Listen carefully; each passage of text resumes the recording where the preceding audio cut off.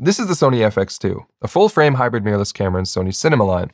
And the simplest way I can describe it is, it's an FX3 with the A7 IV sensor, an AI chip, and a really cool viewfinder. Let's get undone.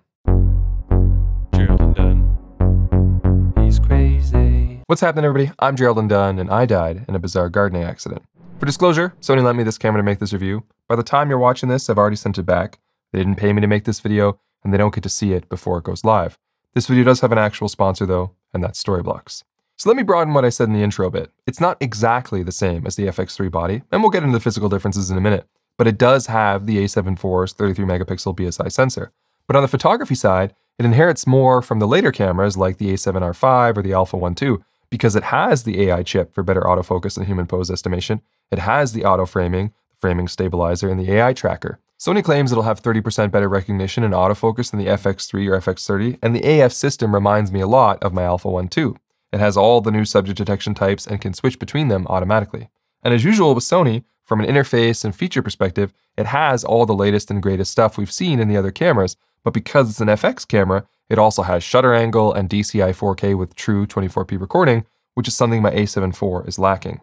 It also has the upgraded UVC webcam functionality, so you can stream up to 4K 30 over USB-C without hassle. And it has all the other bells and whistles like focus breathing compensation and even dynamic active stabilization. So from a feature set, it has more stuff than the A7 IV and FX3 combined. The only thing that didn't get upgraded to the latest and greatest from Sony is the LCD screen. Just a standard flip screen, and sadly not the awesome 8-way tilty spinny flippy one from the A7R5 or the Alpha 1 II.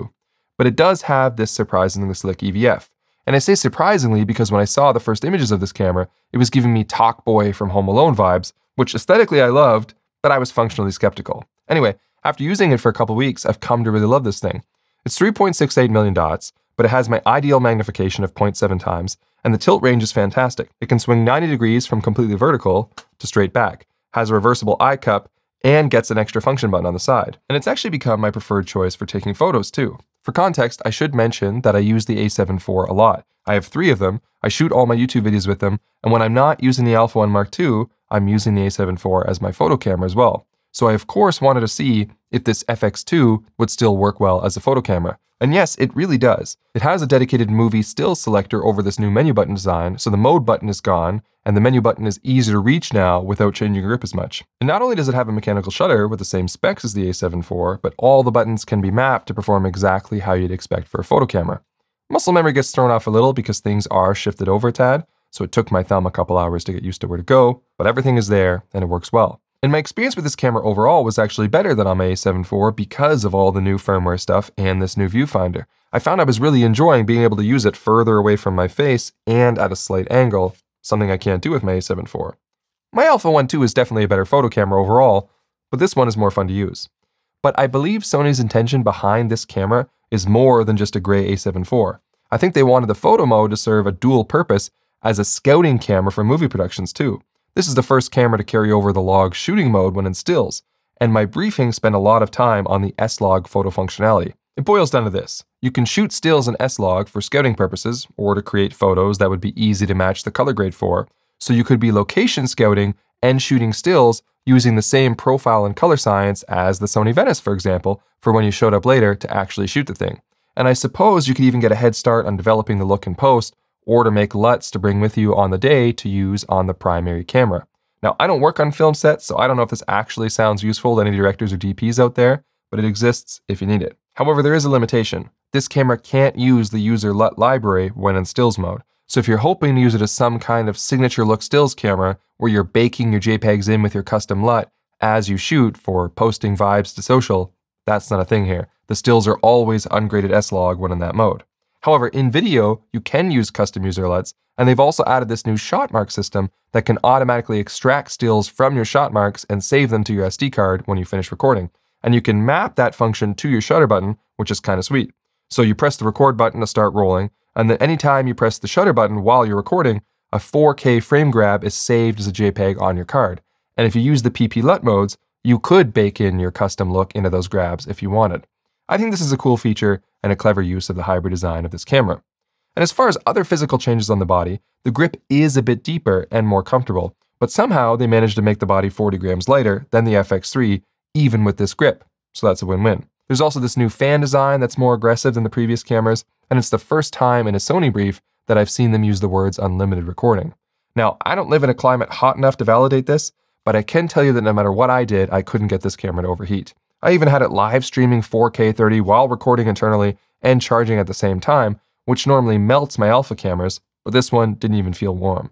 So if you're a current or prospective A7 IV user but have overheating concerns, this might be the solution. They've also added a new home button, which when pressed brings up a big 6 menu, which is nice, and this stays up even when you attach an HDMI monitor, which helps make the FX2 feel more like a cinema camera.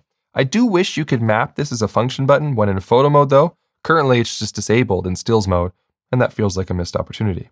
This camera does still have the issue in log shooting mode where you can't send 4K over HDMI. You can if you exit log shooting mode and use a regular picture profile, but inexplicably, log still locks you out of 4K over HDMI if you want to record internally. This has been the case since the FX3 and desperately needs to be fixed, because it makes no sense. If you create your own S-Log3 mode in one of the picture profiles, then it works fine. So the camera is definitely capable of it. Just fix it, please. And while you're fixing that, don't forget to fix the issue I've been complaining about since the A7S3, where the H.265 recording modes don't allow for 30p in NTSC or 25p in PAL. This is a major limitation and needs to be addressed. If it can do 60p, it can do 30p. Please solve this. I'm not going to stop asking. And speaking of 60p, this camera has it in 4K, but because it's the A7 IV sensor, it's only available at a 1.5 times APS-C crop. But getting back to that HDMI port, it's a full-size Type A port, but it's behind a new door. And they've moved the headphone and microphone jacks to the bottom now, and they're not covered by a door. Everything is still there, just rearranged. And the card slots are based on the A7 IV as well. So one combo slot that takes SD and CF Express Type A, and then the second slot is only SD, but redundant recording is available between them. And the other minor change that I really like is the inclusion of 2 /20 holes on the bottom to allow for more secure tripod plate attachments. This is appreciated. And it supports the same XLR top handle attachment of the FX3 and FX30. In fact, before we get into the sensor testing, why don't we attach that XLR handle now and test the audio of this camera while I tell you about the sponsor of today's video, Storyblocks. So Storyblocks is a stock media platform that offers unlimited downloads of diverse and high quality content for one, predictable subscription cost. And more importantly, in this age of artificial intelligence where an increasing volume of what we see online is generated by AI, Storyblocks is committed to providing authentic stock content created by real artists that AI can't replicate. In fact, their library houses over 1 million HD and 4K video files, images, and motion graphics templates created by those real artists, including a continually expanding inventory of DaVinci Resolve templates that I've come to really appreciate. Plus, anything you download from Storyblocks is 100% royalty-free with clear-cut licensing so you can focus on creating, not worrying about usage rights. The platform is incredibly easy to use, and the library is frequently restocked with commissioned content based on customer demand to ensure you'll have access to files that are not only high quality, but fresh and diverse. So to get started with unlimited stock media downloads at one set price, head to storyblocks.com/undone or click the link in the description. So when it comes to video performance of this camera, it's worth pointing out that I've already tested this sensor when it was in the A7 IV. So I wanted instead to check and see if there were any differences in this implementation. And when it comes to noise handling and color, yes, there are. But when it comes to rolling shutter, it's identical. So we're still getting the exact same 26.1 milliseconds that we saw on the A7 IV, and there's no getting around the fact that this 7K oversampled readout is not a quick one. For me to call the read speed good, I like to see 15 milliseconds or lower, and we're not getting that here. Now, whether or not 26 milliseconds bothers you is subjective, and if you've had a chance to use or have watched footage from an A7 IV, then you know whether or not this camera is going to have too much jello for the work you do. I personally can see it on this camera during fast handheld movements, and it does bother me to an extent. But the reason why I'm a fan of the A7 IV is because I mainly shoot video on a tripod, and in photo, I use mechanical shutter. So for me, it's a non-issue. And that's why I've often said that for the money, there's probably not a better looking image you can get on a tripod than this sensor. And that might even be more true now because of the noise reduction tweaks brought to the FX2. So for my dynamic range test, I use a chart called the Xyler 21, which has 21 patches of light at varying intensities that when filmed will show how many stops of light the camera can capture at once. But the enemy of dynamic range is noise. So I use software called Imatest to analyze the noise levels in the darkest patches to see how many of those detected stops are usable. Normally we look at the medium 0.5 score, which represents a signal noise ratio of 2, and that will tell us how many of our total detected stops are good and clean. On the A7 IV, we saw a total of 14.6 stops detected, which you can see next to slope-based DR, and we got a medium score of 12.8. This was a terrific result, but we never knew exactly how much was due to noise reduction because Sony doesn't provide us with an option to control it in the menu. Well, on the FX2, We still see a total of 14.6 stops detected, which again makes sense because it's the same sensor, but this time only 12.1 stops on the medium. This tells me that the noise reduction has been turned down on this camera, and you can definitely see it even if you just compare some of the darker patches on the Xyla 21. The A7 IV has blotchier edges that are more consumed by noise reduction, where the FX2s are noisier, yes, but also sharper and more defined. I prefer this. I'd rather apply additional noise reduction in post and not have it baked into my image. This will give the FX2 an edge when it comes to looking more filmic in many scenarios. I also tested it in Cine EI mode since this camera has that option as well, and the results were the same as flexible ISO, which they should be.